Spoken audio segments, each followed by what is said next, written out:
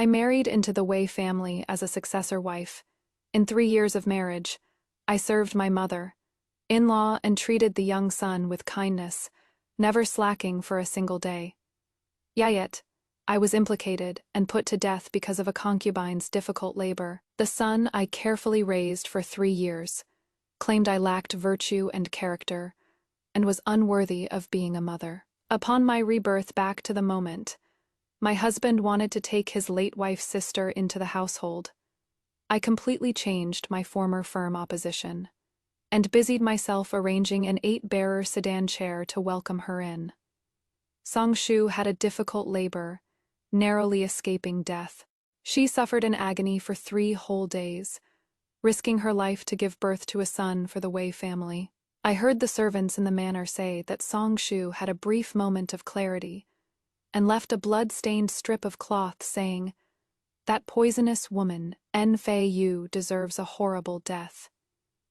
Every word was steeped in sorrow, the hatred cut to the bone. After hearing this, in order to bring a smile to Songshu's face, Wei Changyi barged into my bedroom. Without giving me the slightest chance to explain, he thrust a spear straight into my left chest. His movements were fierce, his killing intent plain to see, with anger lingering in his eyes. He interrogated me. "You poisonous woman, why couldn't you tolerate a Shu? What did she do wrong?" With Songshu suffering such a calamity, Wei Changyi had already passed judgment on me. In his heart, he believed my jealousy had flared up, that I couldn't tolerate his late wife's sister entering the manor as a concubine, and certainly couldn't tolerate her bearing an heir before me. Rumors outside even claimed that I had long harbored murderous intent toward Songshu, plotting for ages, just waiting for the kill tonight. The son I raised by my side with such devoted care every day was indifferent to the fact that I was dying, cursing me with hatred. "Father, Auntie, and I are the real family. You killed my mother, and now you want to kill Auntie and the baby in her belly too. You are so vicious. You don't deserve to be my mother." A metallic sweet taste surged up my throat. I didn't want to argue anymore. I just felt that my life was utterly laughable. I gave my whole heart, only to end up as nothing more than a vicious woman in his words. I lowered my eyes and watched the gleaming blade sink inch by inch into my flesh, letting the pain spread. Yet even so, it couldn't quell his overwhelming hatred, and I saw not a flicker of emotion on his face. I raised my hand to grasp the sharp blade and pushed it in a little deeper. Samano knocked on the door outside and reported, "General, the mother and child are safe." Hearing the news, Wei Changyi's hand holding the spear trembled uncontrollably. His face, still showing lingering anger, was full of shock. He must have regretted it, rushing over to hold my teetering body. Seeing his panic right now, I actually felt incredibly satisfied. But it was too late. I looked away, feeling that the face I once couldn't get enough of was now too dirty to even spare a glance at. I probably won't make it.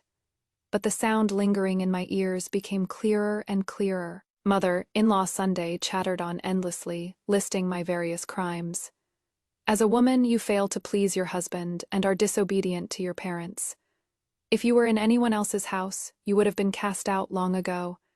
It is Changyi who pities you, which is why he has discussed this with you several times. If you truly are unwilling, then don't blame my Wei family. It felt like a lifetime ago. I was reborn back to the day this mother and son were forcing me to take Songshu into the manor as a concubine. I stood there, dazed, feeling a bit lost, seeing that I remained silent, looking completely unmoved. My mother-in-law simply dropped the act. She slammed the table and scolded, "It is all because you can't give birth. Besides, which household's master doesn't have 3 wives and 4 concubines? You have no tolerance for others. How are you fit to be the mistress of my Wei family?" My hand hidden in my sleeve kept trembling. I secretly pinched myself to regain a shred of clarity.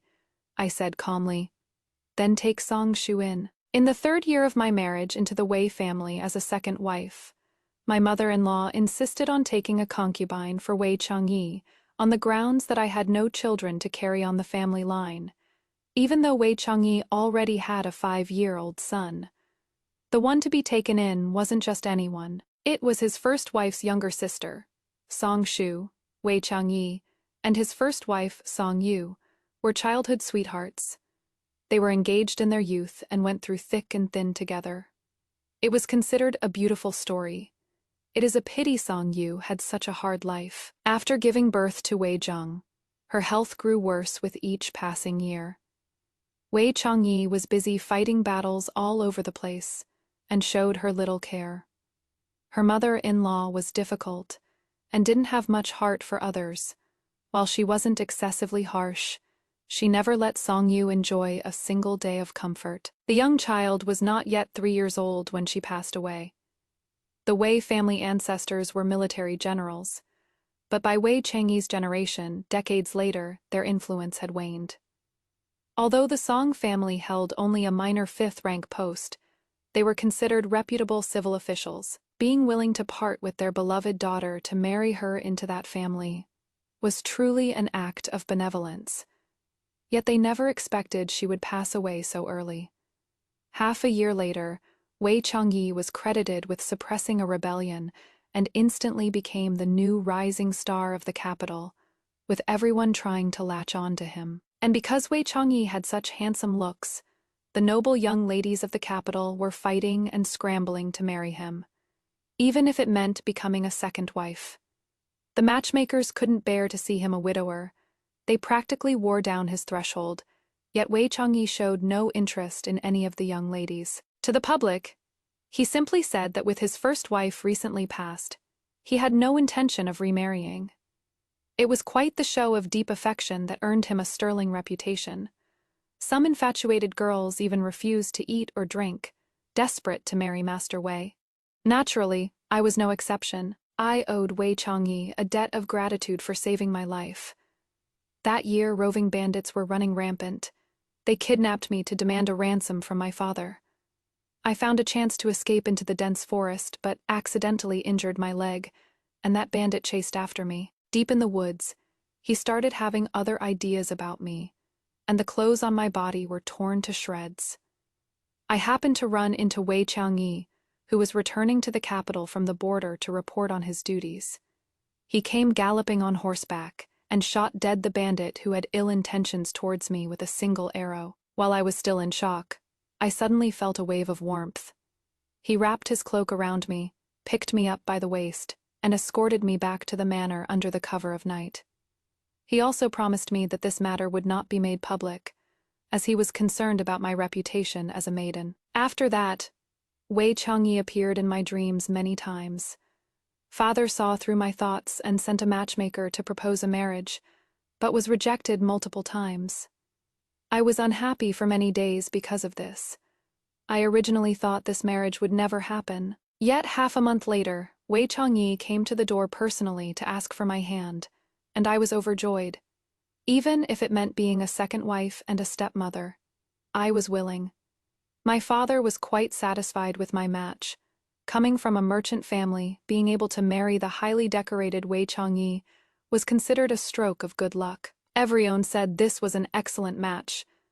Yet, it was also this marriage that sent me to my doom. On our wedding night, I sat waiting alone in the bridal chamber until midnight, but he never came to lift my veil. He only sent a page boy to inform me that he was busy with military affairs and would be sleeping in the study. The next day, when serving tea to my mother-in-law, Wei Changyi refused to stand with me. He stood below the steps with his hands behind his back, speaking coldly, "You went to great lengths to enter my Wei family.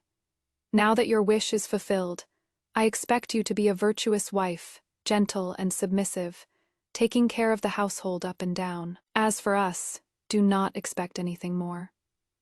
I truly didn't understand why he married me only to treat me so coldly. Wei Changyi kept a cold face the whole time, curling his lips to sneer.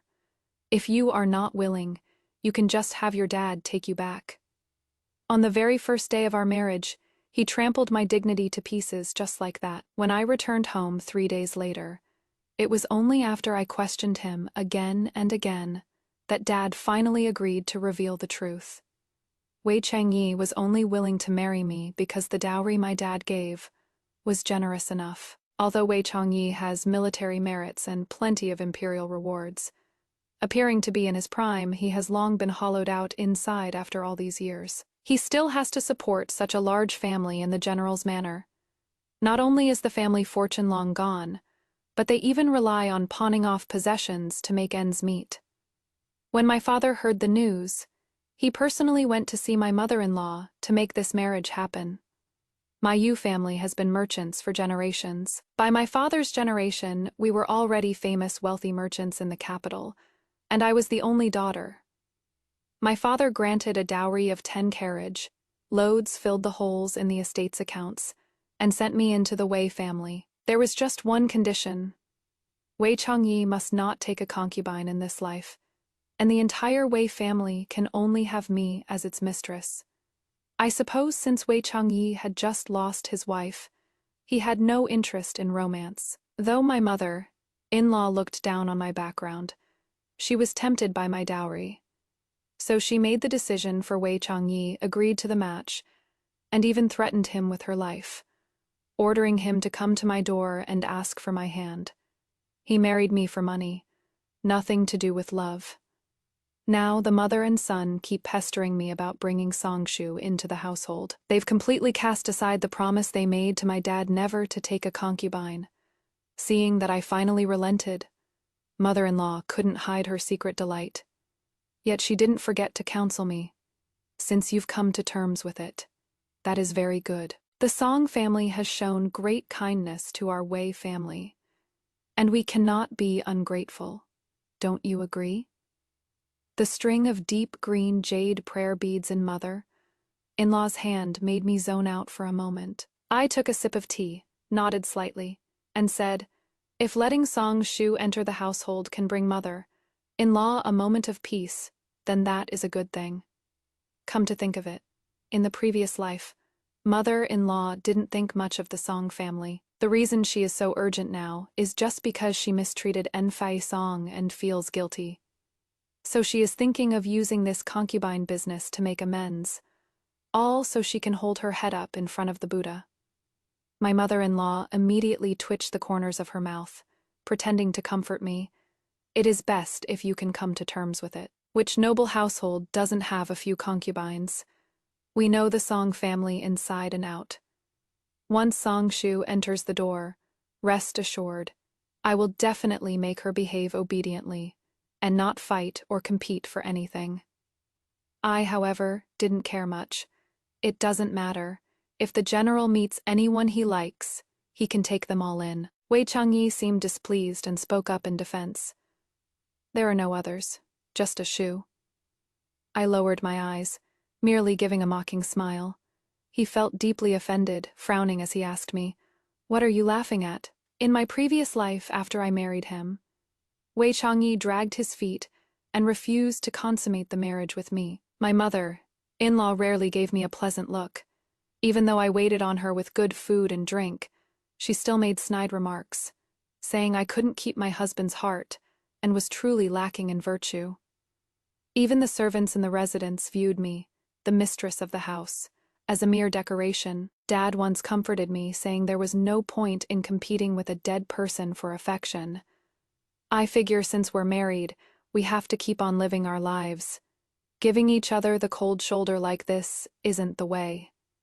I went to the study to catch him, but ran into him returning from a banquet. He was dead drunk, pinning me onto the desk in the study, tearing the clothes off my body like a madman. I struggled to no avail, wanting to half-heartedly yield and consummate the marriage with him, but I still felt that doing it in such a murky way would be letting myself down, so I swung a palm at him, bringing him half back to his senses. He gazed at the portrait of his late wife before him and said accusingly, "You shouldn't have come." He had given strict orders that the study was a restricted area and no one was allowed to set foot inside. It was then I realized that in the half-year since marrying me, he had been here every day mourning his late wife. I stood dazed in front of that portrait. The inscription read, "My wife, You, I suddenly remembered that the you he shouted just now when we were lost in passion actually meant this, and I just felt a wave of nausea rising in my chest. I returned to my bedroom like a lost soul, but heard the maids in the corridor gossiping that that day was his late wife's death anniversary. From that day on, I became the laughingstock of the entire general's manor. Wei Changyi knew I was having a hard time in the manor. He could have resolved my predicament with just a word or two, but he refused to speak up for me. I know he holds a grudge against me. In the 3 years that followed, I was cautious and timid, working hard all day long. I served my mother, in-law, took care of the young child, kept his household worry-free, and did everything to support him and pave the way for his future, all as a way to make amends.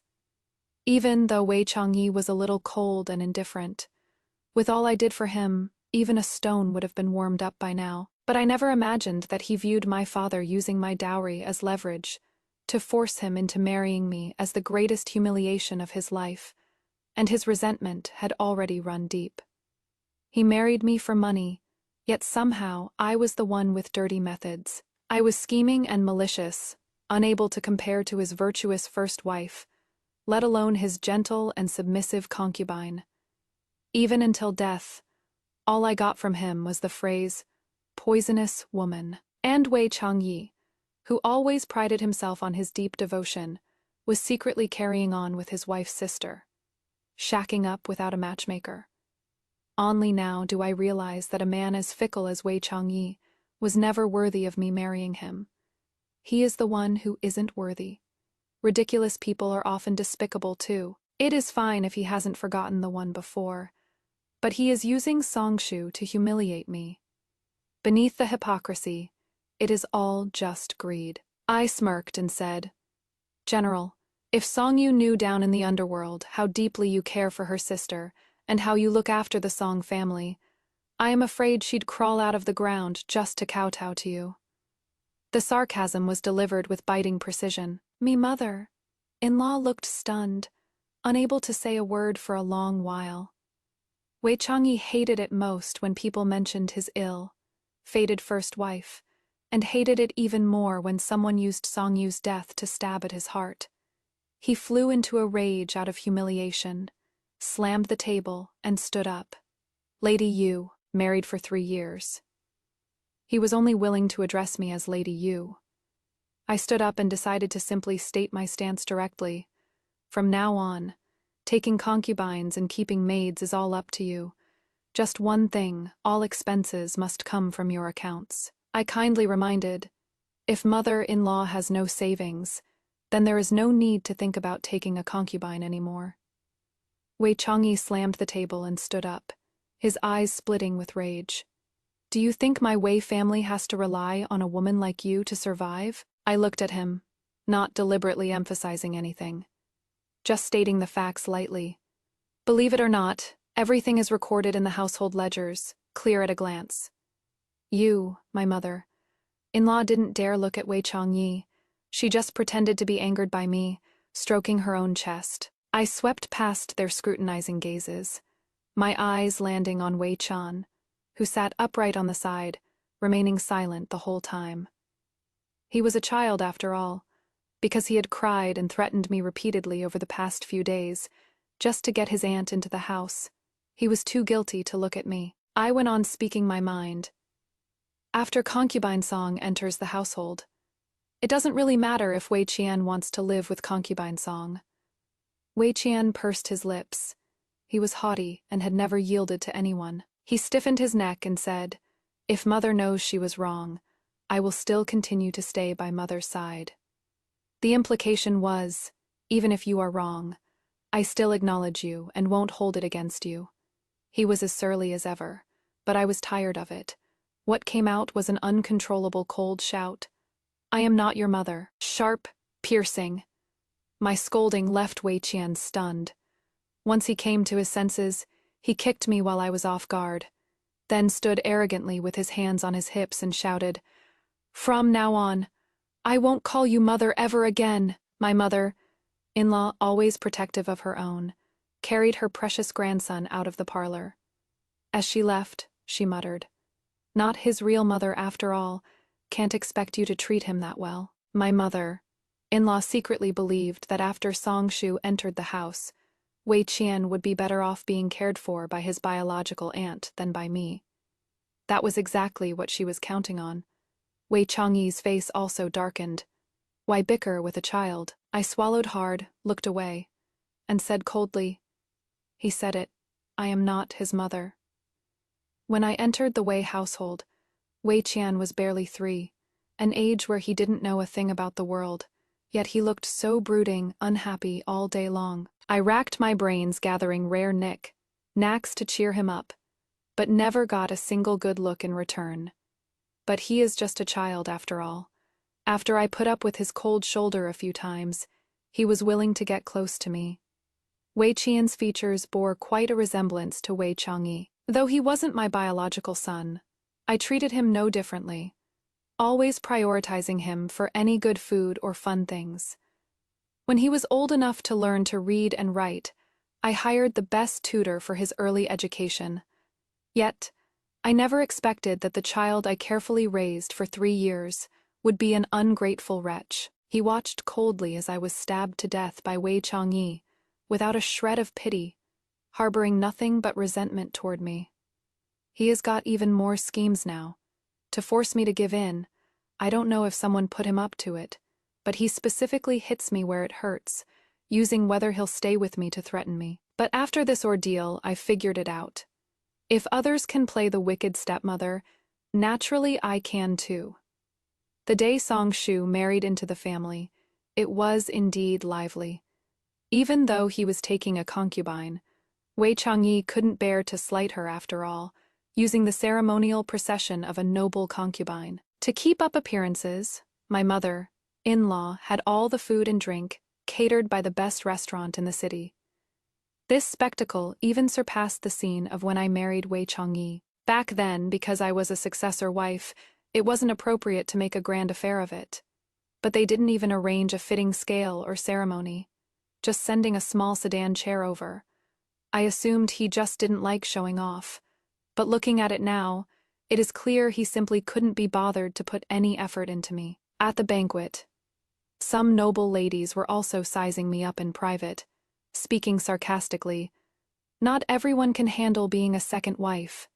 Looking all across Shangjing, even an original wife wouldn't bustle about like this to take a concubine for her husband.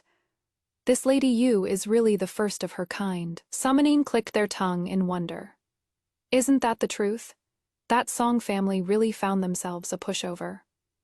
I personally went to the Song family to welcome concubine Song into the household, giving them plenty of face. Every courtesy was performed thoroughly. Even my picky mother-in-law couldn't say half a word of no. Me.Reborn, however, reddened her eyes, feeling aggrieved for me after hearing this. She wanted to go up and argue, but I stopped her. Why fight over this moment of pique and just ask for trouble? Besides, it is not like I haven't tried to stop it before. In my previous life, seeing that the Wei family was getting better, the Song family also entertained the thought of sending their second daughter over to be the successor wife, just waiting for Songshu to come of age, hoping the two families could reconcile. But unexpectedly, my father beat them to it. The Song family still didn't give up. On the second day after Songshu came of age, the Song family sent her to Wei Changyi's military camp at the border. It wasn't until half a year later that Wei Changyi returned to the capital to report on his duties, bringing the pregnant Songshu back with him. Songshu couldn't be brought through the front door, so she had to be kept as a mistress on the outside. She was supported like that for half a year, with doctors frequently going over for visits. As time went on, rumors began to spread throughout the capital. Public clamor can melt gold and destroy bones. The Song family held a minor fifth rank official post and prided themselves on being a scholarly household, so they felt utterly humiliated. They brought people to barge into my courtyard, forcing me, the mistress of the house, to give them an answer. An innocent girl had given her body to a man and was now carrying his seed. If the Wei family wouldn't take her in, there likely wouldn't be a way for Songshu to survive. Songshu was driven to hang herself, If Wei Changyi hadn't arrived in time, it would likely have been a case of 2 lives lost in one body. After Wei Changyi got her settled, he dragged his long spear into my bedroom and, without a word, slashed to death the pair of parrots I had always cherished. It was meant as a warning. Even so, I didn't give in. But the very next day, he brought her into the manor and settled her in the west courtyard. After Song Shu's failed suicide attempt, Wei Qian grew much more distant from me too. A child's face shows everything. He couldn't hide his look of annoyance and disgust even if he tried. I ended up with a reputation for being virtuous and jealous, and was locked in the ancestral hall by my mother. In-law punished to kneel every day and confess my sins to the Wei family ancestors. I never saw Song Shu once, right up until she went into labor. In the end, her difficult birth caused by the baby being too large became my fault alone, and served as the excuse for Wei Changyi to kill me. But Song Shu survived the gates of hell in the end, and rising in status thanks to her son. She was elevated to the position of legal wife. I, however, died on that night. I was virtuous and kind, devoting my whole heart. Yet in the end, I was merely sewing the wedding dress for someone else. Starting over this time, I only want to amend the mistakes of my past life and make them pay back everything they owe me. That is all. According to the rules, a concubine must pay respects to the mistress upon entering the household. It wasn't until the sun was high in the sky that Song Shu, dressed in red and sticking out her belly, leisurely stepped into the front hall while stroking her hair. She put on a coy look and said, "The general said I was worn out yesterday and didn't need to rise early. I never expected I'd make elder sister wait for me for so long." She supported her waist and held the tea with one hand, tilting her chin up. She didn't want to feign even a shred of submissiveness. "Sister, please have some tea." Aunt Chin couldn't stand it, and couldn't help but speak up to remind her. "Concubine song. A concubine offering tea must perform the full kowtow."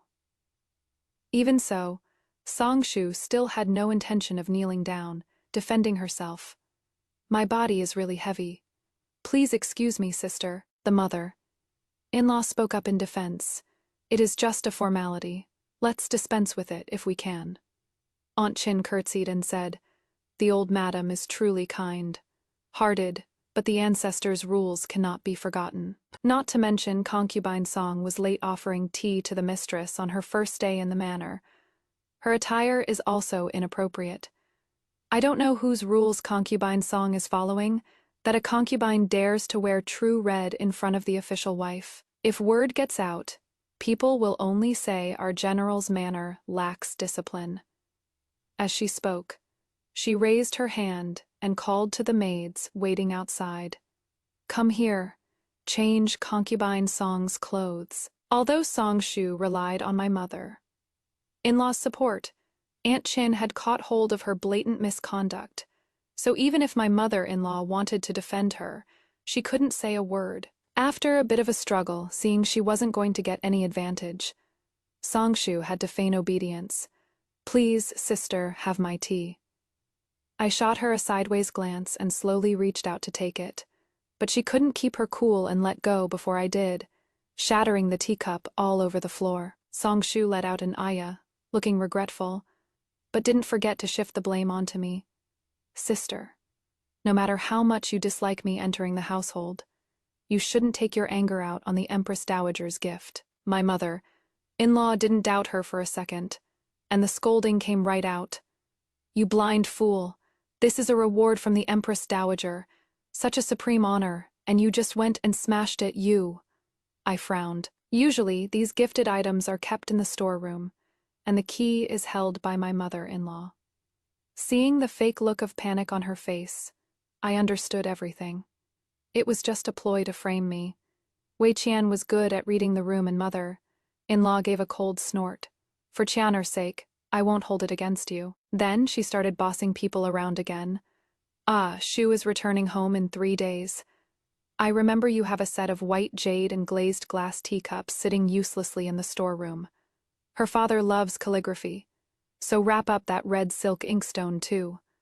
Let Shu take them along. Don't let anyone think our Wei family is slighting. Shu. These were all rare treasures my dad scoured from all over for me. My most prized dowry meant to stay at the bottom of my chest, worth a fortune. Song Shu was naturally delighted. Thank you for your affection, mother-in-law. I leisurely took a sip of tea and smiled. Concubine Song. Don't be in a rush to give thanks, mother. In-law is generous, but she really shouldn't be using my dowry to show off and buy face for herself. In the past, so that Wei Changyi would have a smoother path in officialdom, mother-in-law had spoken to me both openly and hinted secretly about giving gifts and greasing palms. Though unwilling, I couldn't stop her from taking matters into her own hands. Thinking that parting with some wealth could spare me from her nagging and gossip, I didn't fuss about it, but that only fueled her current habit of taking things without asking. I suppose she was concerned about her reputation in front of Songshu, so she wanted to put on the airs of a mother-in-law. She opened her mouth and started lecturing again. Since you've married into the Wei family, you ought to put your husband's family first, respect your elders, care for the young ones, and keep the household stable. We are all one family, so why is it that every word out of your mouth is about the dowry? It just makes us a laughingstock to anyone listening. Songshu fanned the flames at just the right moment. This is where you are in the wrong, sister. You are already married now, and as the only daughter in the family, your dad will have to give it to you sooner or later anyway. Their abacus beads practically exploded right in my face. I remained silent. So she thought she was completely in the right. With the air of someone who has been through it all, she continued to earnestly advise. Now that Songshu has come to live with you, you sisters should work together to serve Changyi well. Don't let him be distracted by the trivial matters of the inner quarters and forget his duties as a wife. Songshu obediently accepted the lecture. Yes, mother-in-law is right. From now on, this concubine will spare no effort. I also hope sister will look out for me a little. How could I not see through mother-in-law's schemes? She just wants me to loosen my grip on the dowry, that is all. I simply spoke bluntly. Even if mother-in-law talks until the sky falls, the law is clear regarding a woman's dowry. It is solely mine to control. Taking without asking is theft. Is mother-in-law trying to seize it now? Mother-in-law hadn't expected to waste her breath like that, and she fumed. You! Songshu clutched her chest, putting on a frightened look. Sister really is throwing her weight around. How can you bring up the government laws just because of a few unpleasant words? Wei Qian curled his lip. Auntie is right. Mother is being a bit too stingy. Don't tell me you are going to live off that dowry from now on. He surely doesn't realize that it is because he is being raised in luxury now, with the very best food and clothing, and having never suffered hard times, that he can say such things so lightly. I looked at Wei Qian and told him directly, I don't need to say much. Just look at how your grandmother and aunt are fixated on it, and you'll know exactly how much my dowry is worth. Songshu and my mother-in-law felt the shame of having their hidden motives exposed. What nonsense are you spouting in front of the child again? Seeing how unyielding I was, Songshu softened her stance, provoking sister to anger for no reason, and causing this quarrel with mother-in-law is truly my fault. Is sister blaming me for not performing the proper formal bow just now? Fine, as long as it puts sister at ease, I can kneel. Saying that, she made to kneel. I didn't care in the slightest, merely stating a fact. Concubine Song, don't flatter yourself. That kneel of yours isn't worth that tea set, nor is it worth that Duan inkstone. Songshu went ahead and knelt anyway, but was stopped by a hand. Only then did I realize that her sudden change of tone was merely because she had glimpsed Wei Changyi standing by the door. Upon seeing Wei Changyi, Wei Qian couldn't wait to tattle on me to him. Father, it is all this woman's fault. She defied grandmother and disrespected her elders. Punishing her to kneel in the ancestral hall wouldn't be too harsh. Wei Changyi kept a cold face and passed judgment on me directly. lock Mrs. Yu in the ancestral hall and cut off food and water. Without my permission, no one is permitted to let her out. Anchin couldn't stand it and spoke up to stop him. General, no matter how wrong the madam is, she is still the mistress of the household.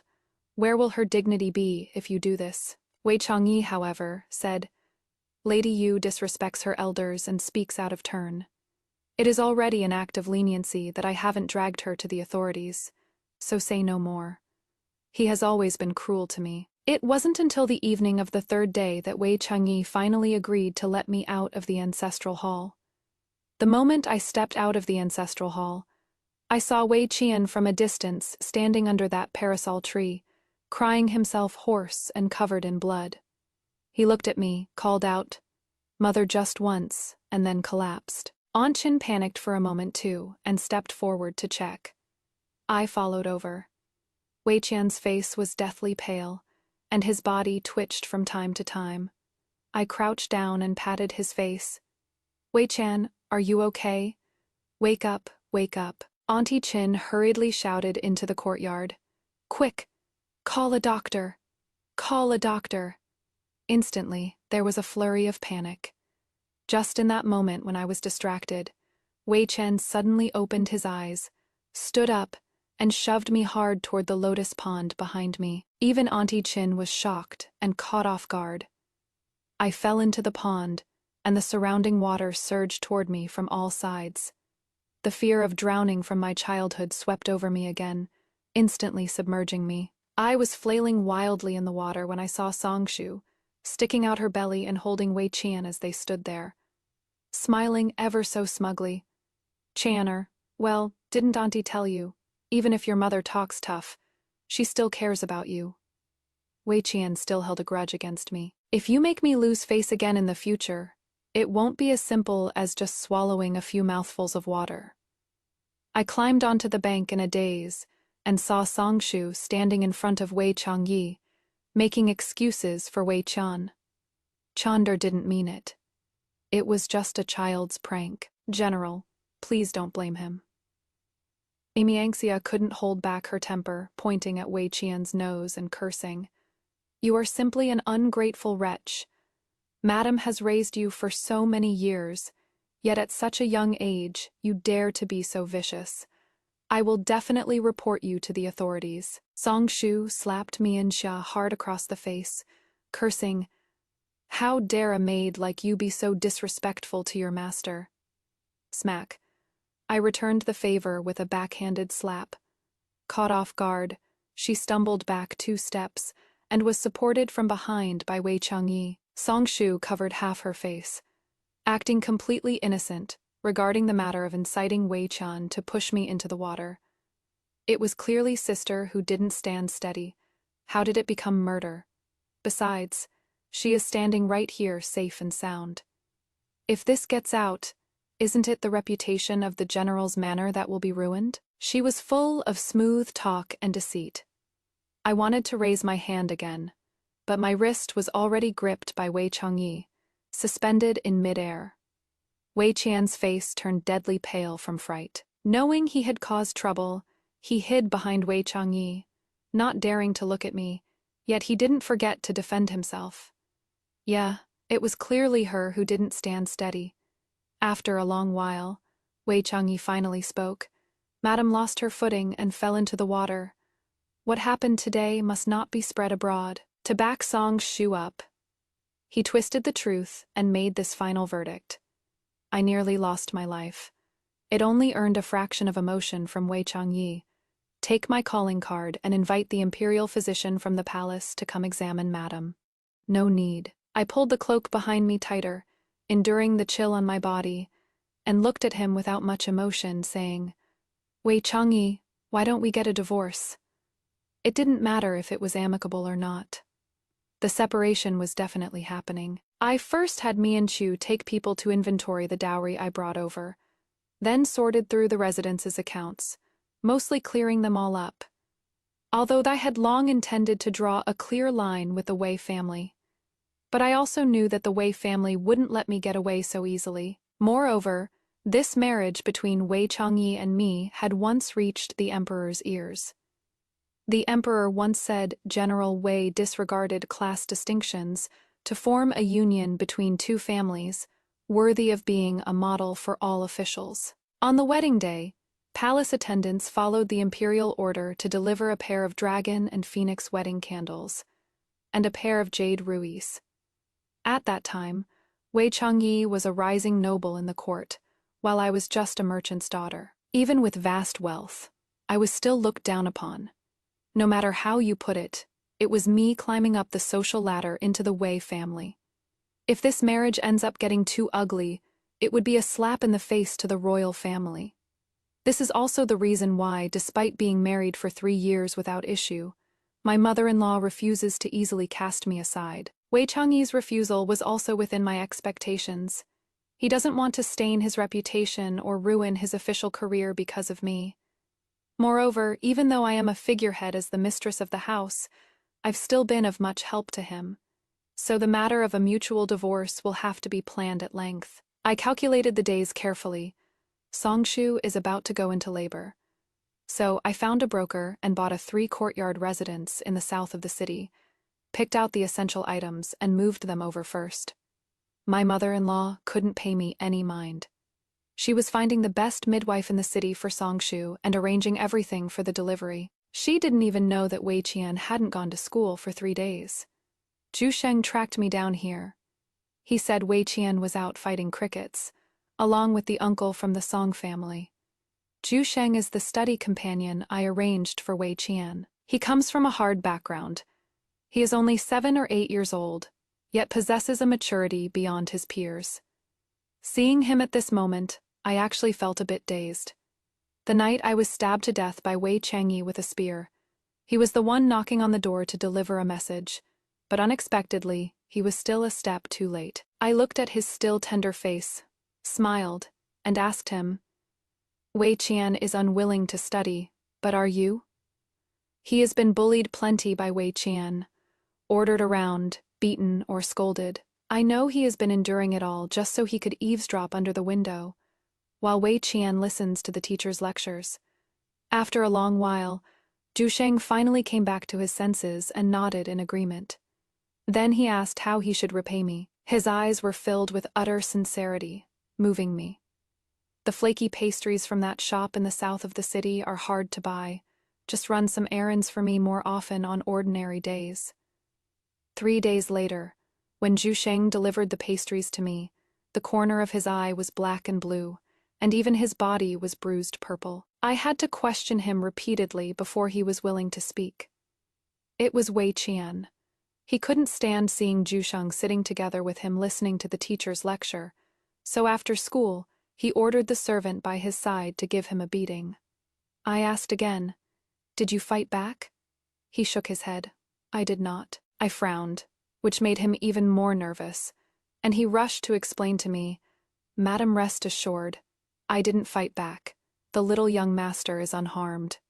He was worried I would take my anger out on him. I continued applying medicine to him and instructed him, "Next time if you get bullied, remember to hit back. You haven't done anything wrong. You shouldn't have to bear this." As I was packing up the medicine kit, I caught a glimpse of Wei Qian out of the corner of my eye.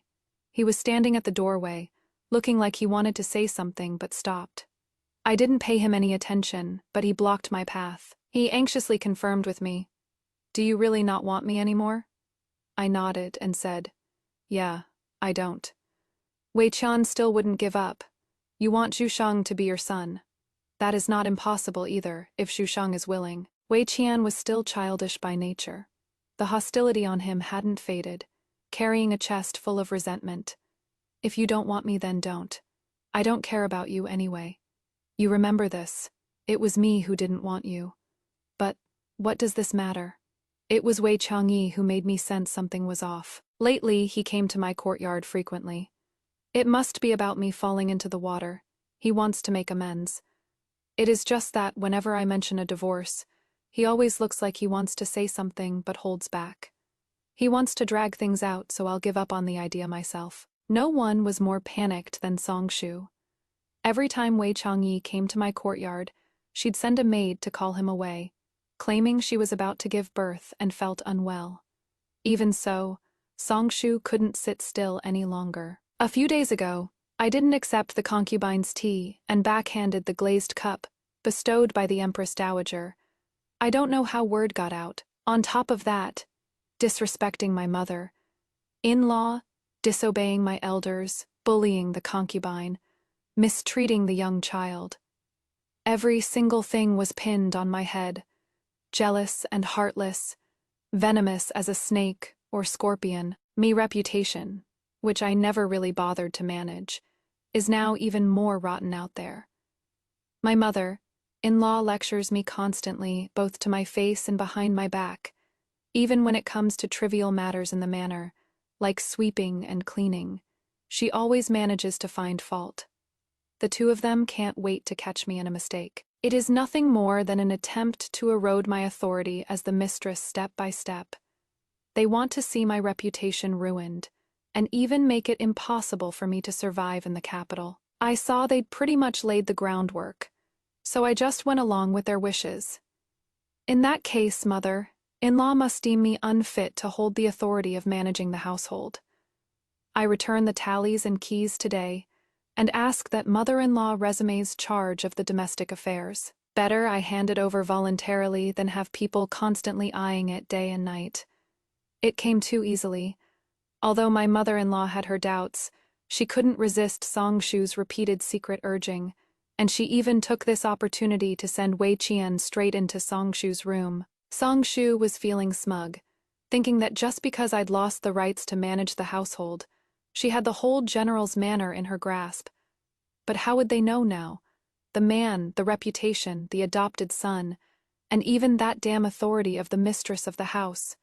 None of it matters to me in the slightest. Ever since Songshu took charge of the household, I've thrown myself entirely into the business at the shops. In my past life, my mother-in-law had plenty of complaints about me showing my face in public to do business. Yet whenever she opened her mouth to ask me for silver to cover expenses, she suddenly wouldn't say a word about it. I figured that anything that could be solved with money wasn't worth wasting mental energy on. I had hoped that my mother-in-law would take the money and keep her mouth shut. But the moment she turned around, she'd find opportunities to gossip about me among the noble ladies, insinuating that I was a vulgar merchant who wasn't fit for high society. She was so two-faced, yet I endured it again and again. But blind tolerance and obedience only made people think I was a pushover, a woman of the inner residence who lived by her husband's word, and was destined never to stir up any waves. But my ambitions did not lie within this high-walled inner residence. Since I started my schooling at age 3, Dad invited famous teachers from all over to teach me to read and understand reason. He often kept me by his side to teach me the ways of business, too. Dad even said that if it weren't for my merchant background, I would surely have been able to make a name for myself and have a boundless future.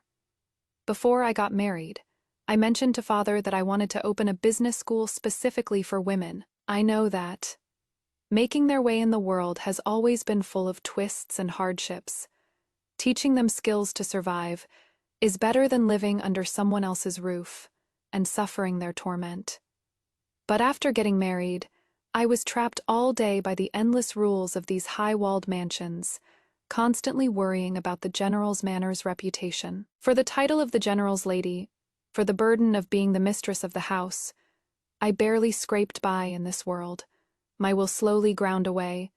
Picking it up again now isn't an easy task. Father built a porridge station and a charity clinic in the south of the city to provide a foothold for refugees fleeing disaster. I handled everything personally. I poured half of the earnings from my shops into this, without caring about the gains or losses. For half a month straight, I rarely showed my face in the manor. Songshu couldn't wait to show off her airs as the lady in charge. She used the general's manor's name in private to befriend many officials' wives and noblewomen, acting very much like she intended to replace me. Relying on my mother-in-law's protection and Wei Changyi's indulgence, she became even more unscrupulous in her actions within the manor. The servants in the manor are used to reading the room. They all thought I wouldn't hold the position of mistress for much longer. So they obeyed Songshu's every command. Some of the bolder ones, just to curry favor with Songshu, deliberately gave me the cold shoulder and skimped on the supplies for my courtyard. Such a brazen provocation made Mingxia so angry she couldn't sit still. Pa! Who knows whose power these bastards are relying on?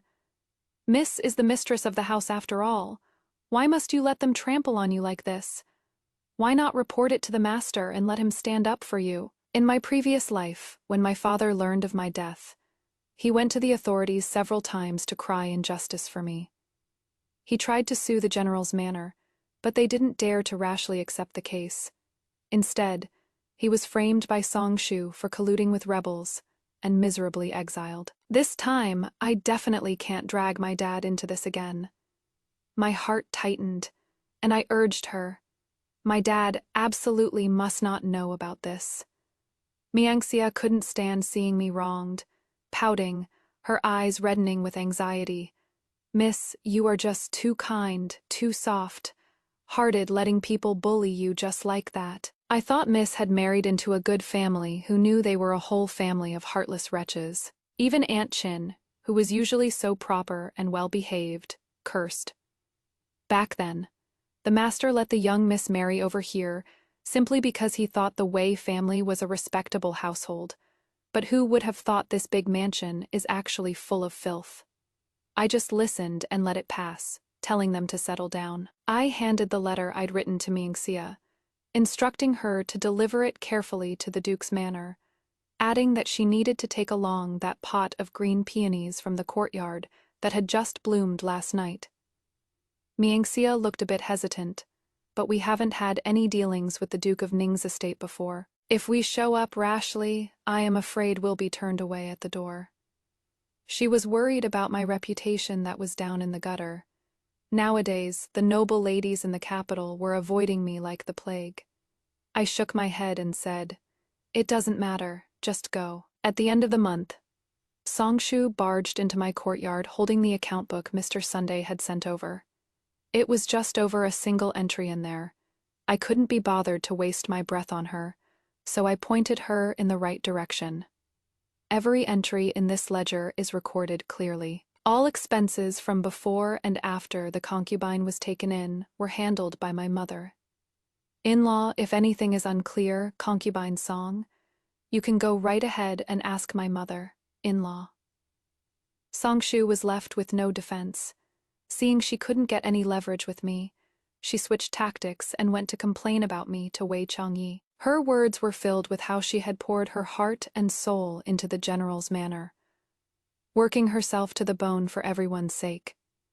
As the mistress of the house, I spend all day showing my face in public, for the sake of my shops, while completely neglecting the household. Comparing the two, I seem especially less than human. To make it up to her, Wei Changyi allowed her to go to the Duke's ladies' peony banquet. She was desperate to make a name for herself, but I heard that Songshu wasn't even able to get in the door. Everyone in the capital knows that Lady Jiang of the Duke Ding Manor has a straightforward temper. When she tells someone off, she is completely unsparing. It is truly absolute anarchy these days. A mere concubine actually dares to attend the formal banquet. Does General Wei's household have any sense of hierarchy or propriety left at all?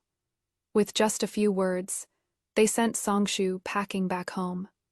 Since she couldn't afford to offend the Duke's household, she had to force herself to swallow this insult. The moment she returned to the residence, she was cornered by Mr. Sunday from the accounting office, who urged her repeatedly to hurry up and fill the deficit in the household accounts.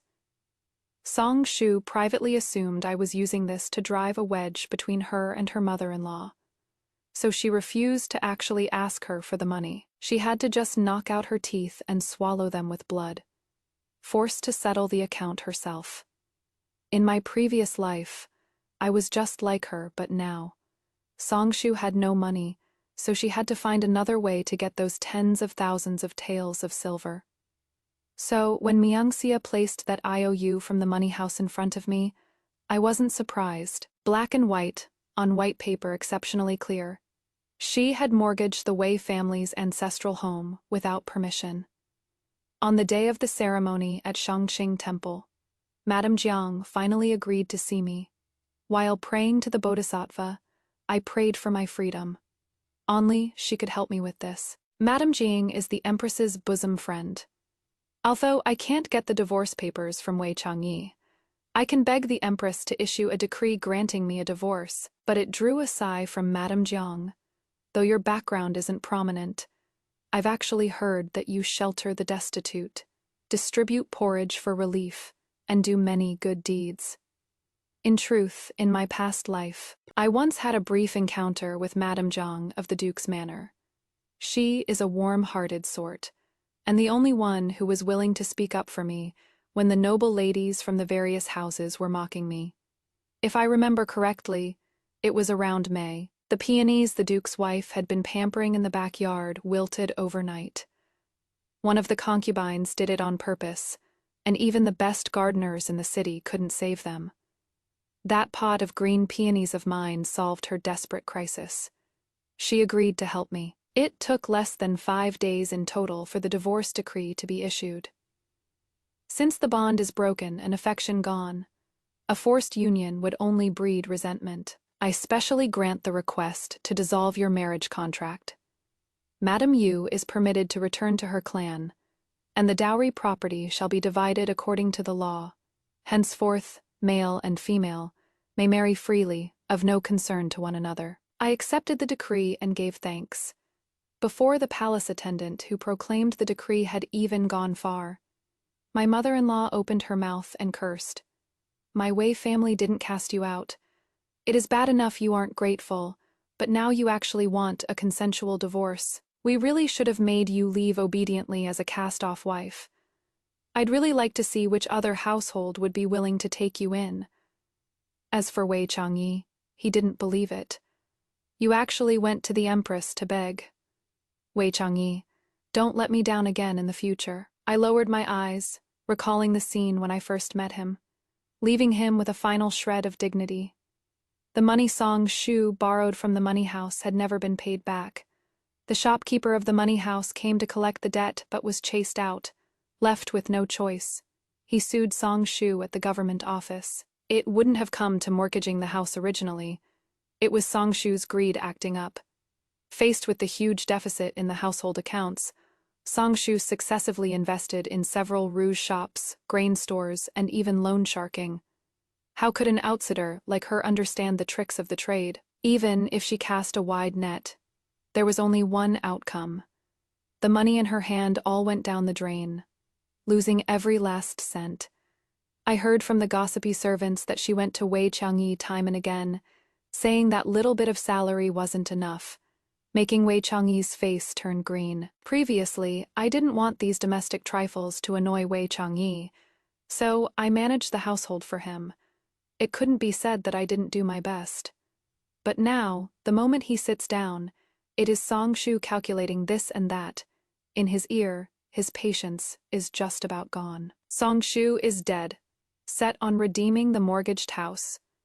She could only scrimp on every expense in the house, first by docking the servants' monthly wages, and then by selling off the household servants in droves. Her methods were sharp and ruthless, completely offending all the old hands in the residence. But the walls of the inner court aren't airtight. Once word got out, it became a scandal that the general's manor mistreats its servants. It wasn't until the authorities came to raid the mansion over Song Shu's loan sharking. Only then did Wei Changyi find out about the things Song Shu had done behind his back. Song Shu saw her little scheme fall apart and felt terribly wronged, weeping pitifully. There really wasn't enough ready cash in the residence, and the silver invested all went down the drain. I lent out some money at high interest, so that when things turn around later, I would surely be able to redeem this house. Upon hearing this, her mother-in-law couldn't catch her breath and fainted right on the spot. Wei Changyi was impeached by the censorate for favoring a concubine over his wife and having a disorderly household, and was further reprimanded by the emperor for failing to distinguish between legitimate and common-born, and for not managing his family strictly. It turned into a laughingstock for the people in the city. The porridge stall has been getting busy these days. Zhu Sheng stays by my side all day, and actually helps me a lot. It is just that Wei Qian didn't come at a good time. He just followed behind me, fighting with Zhu Sheng to do the chores. But he has never done things like this before. In a moment of carelessness, he got his hand scalded by the boiling porridge. Yet he stubbornly refused to apply medicine, only crying and asking me if he could go back to the manor. I suppose Songshu is too busy with the child in her belly to look after him. And feeling neglected, he finally remembered how I used to care for him without rest or sleep. I had me.Xia send word to Wei Changyi. It wasn't until evening that Wei Changyi finally came looking, carrying a drunken air. I handed the drowsy Wei Qian over to him, but I noticed his hands were trembling and weak. I turned around to focus on cleaning up the mess in the porridge shed, but heard him give a mocking laugh behind me. I really shouldn't have married you. It is I who am not worthy of you. I bit my lip tightly, my hand gripping the iron ladle turning even whiter. He continued, "In our 3 years of marriage, it is not that I haven't respected or loved you, but every time I get close to, I didn't intend to take your life. I promised Songyu that after she passed, I would look after the Song family. That is why I entrusted the household to you. I was too indulgent. You truly shouldn't have married me. You want a divorce, and you are right to." "Shangwan," he sighed lightly, "I am the one who failed you." It was also around this time that news spread of the absurd incident, where Song Qi used the general's manor's name to rack up a massive gambling debt. Song Qi was indeed Songshu's full younger brother. He was the child the Song couple had in their old age, spoiled rotten by the old couple since childhood. At 17 or 18, he had no mind for studying to earn an official rank, instead spending every day lingering in brothels and entertainment quarters, addicted to gambling and lust. Now he was leading Wei Qian astray as well. Every time he caused a scene at the manor, it was just to ask Songshu for money. The Song family house had been gambled away by Song Chiold. Mr. Song had retired, and the old couple couldn't take the tossing about anymore, so they simply moved right into the Wei manor. All their food, clothing, and expenses were of the highest quality, and every so often they would withdraw silver in Songshu's name. In no time at all, the money Songshu had was completely squandered. Naturally, she didn't dare tell Wei Changyi about these things. She could only look out for herself, proposing to bear a son for the Wei family, and asking Wei Changyi to promote her to equal wife. A mother's status rises with her son. It was only right. If Song Qi hadn't committed such a despicable act as seducing another man's wife, and then taking her virginity while drunk, perhaps he could have gotten what he wanted. But as it happened, that woman lost her innocence, and unable to bear the humiliation, hanged herself from a beam. Afterward, the woman's in-laws beat the Dengguan drum and sued all the way to the emperor's presence. With a case involving human life, even Wei Changyi couldn't protect him. The Song couple, having indulged their son in committing violence, were also implicated and punished. Songshu could only go and make a scene with Wei Changyi.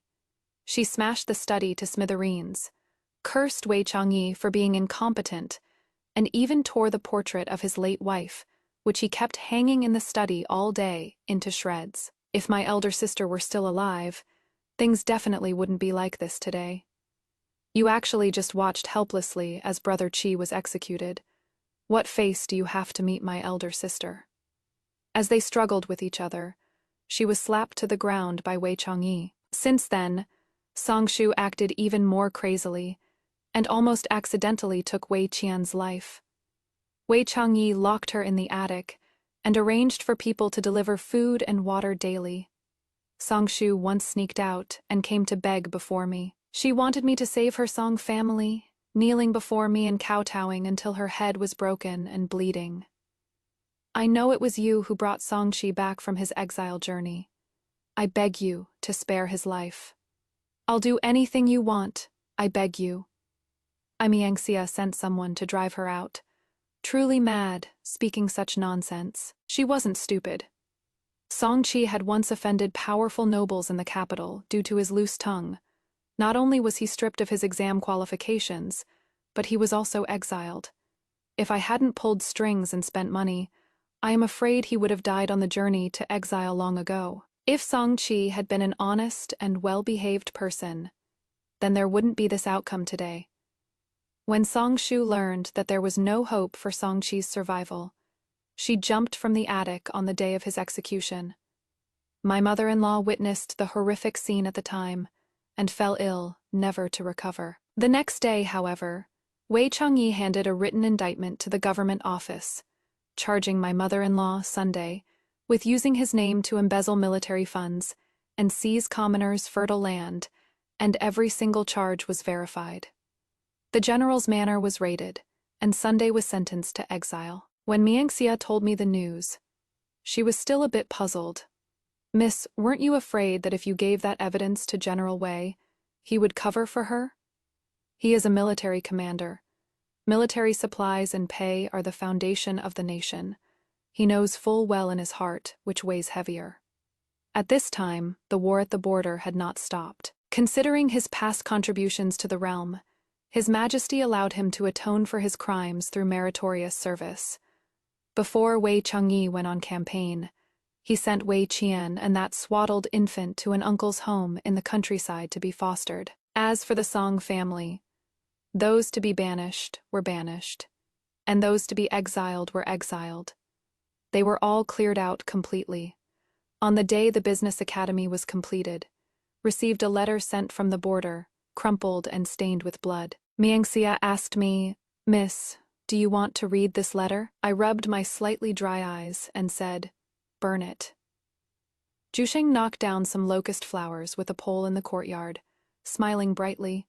"Mom, I'll make locust flower cakes for you. The spring sun is radiant. From now on, it is all good scenery."